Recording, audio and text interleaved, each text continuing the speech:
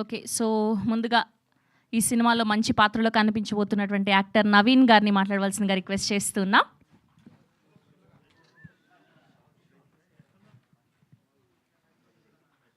ఇక్కడికి వచ్చిన ప్రతి ఒక్కరికి హృదయపూర్వక నమస్కారాలు. హుషారు పిట్టలనే సినిమా యువత జీవితాన్ని మార్చబోతుంది.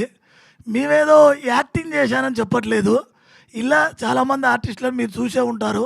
ఎవరిని కూడా ప్యాడింగ్ వాడలేదు. కానీ ప్రొడ్యూసర్ వెంకట్ యాదవ్ సార్ 2 కోట్లు పెట్టాడు ఈ సినిమాకి. ఏ నమ్మకంతో పెట్టాడు? కథ మీద ఉన్న నమ్మకంతో. డైరెక్టర్ భిక్షు గారు తీయగలుగుతారు అనే నమ్మకంతో. నార్మల్గా 10 సంవత్సరాలకు ఒకసారి 20 సంవత్సరాలకు ఒకసారి ఇలాంటి మంచి సినిమాలు వస్తూ ఉంటాయి.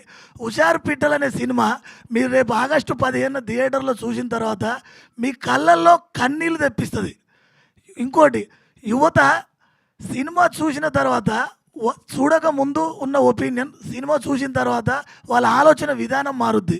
ముఖ్యంగా ఇంకో విషయం ఏంటంటే, ఈ సినిమాలో నాకు ఈ అవకాశం రావడానికి కారణం ఒక చిన్నది, దాని గురించి చెప్పాలనుకుంటున్నాను.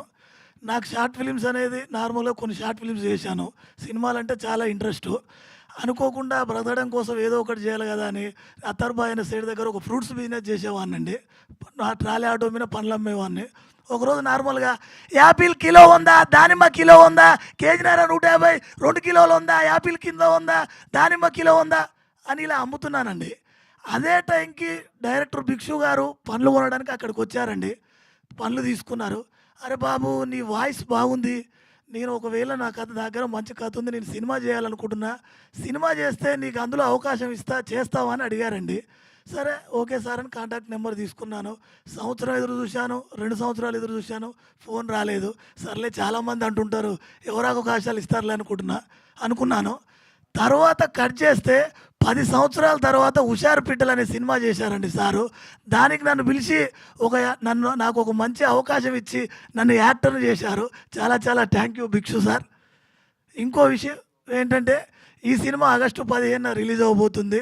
టికెట్లు బుక్ మై షోలో అవైలబుల్గా ఉంటాయి.